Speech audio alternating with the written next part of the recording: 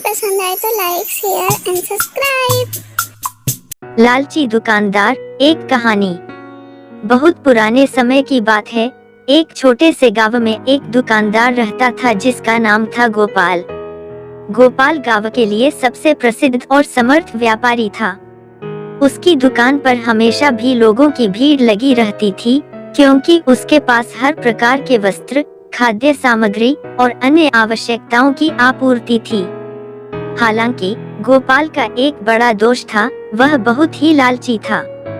वह कभी भी अपने ग्राहकों की जरूरतों को समझता नहीं था और हमेशा अधिक मुनाफा के लिए उन्हें ठगता था। उसकी दुकान में हमेशा वस्त्रों और सामग्रियों की कीमतों में बढ़ोतरी की जाती थी, जिससे लोग परेशान होते थे, लेकिन वह इस पर ध्यान नहीं देता था। एक दिन एक गरीब युवक गोपाल की दुकान पर आया। उसकी जेब में कुछ पैसे थे और वह उन्हें एक नई कमीज खरीदने का इरादा कर रहा था।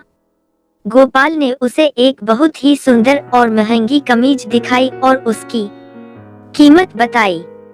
गरीब युवक ने कहा, मुझे इससे भी सस्ता और साधारण कमीज दिखाओ, मेरे पास बहुत पैसे नहीं हैं। लेकिन गोपाल ने सिर्फ अपने लाभ की चिंता करते हुए उसे उसी कमीज की कीमत में कटौती नहीं दी।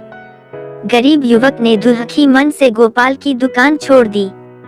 वह बिना कुछ खरीदे ही वहां से चला गया। गोपाल को उसके जाने का कोई पर्याप्त महत्व नहीं था, क्योंकि उसने सिर्फ अपने लाभ को महत्व दिया था। कुछ दिन बाद गांव में एक और दुकान खुल गई।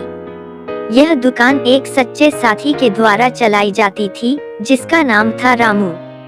रामू ने अपने ग्राहकों की सेवा को महत्व दिया और सभी को उचित मूल्य पर सामान प्रदान किया। उसकी दुकान पर लोगों की भीड़ लगी रहती थी, क्योंकि उन्हें वहां उचित और अच्छी गुणवत्ता के सामान मिलता था। गांव के लोगों ने धीरे धीरे गोपाल की दुकान से खरीदारी करना बंद कर दिया और रामू की दुकान पर आने लगे। गोपाल को यह देखकर बहुत खेद हुआ, लेकिन उसने अपनी गलतियों से सीख ली। उसने आगे से अपने ग्राहकों की सुविधा के लिए काम करना और उनकी सेवा में समर्पित होने का निर्णय लिया। इस कहानी से हमें यह सीखने को मिलता है कि लालच का परिणाम हमेशा नकारात्मक होता है। एक सच्चा और समर्पित व्यापारी हमेशा अपने ग्राहकों की सेवा करने के लिए तत्पर रहता है और उनकी जरूरतों को समझता है।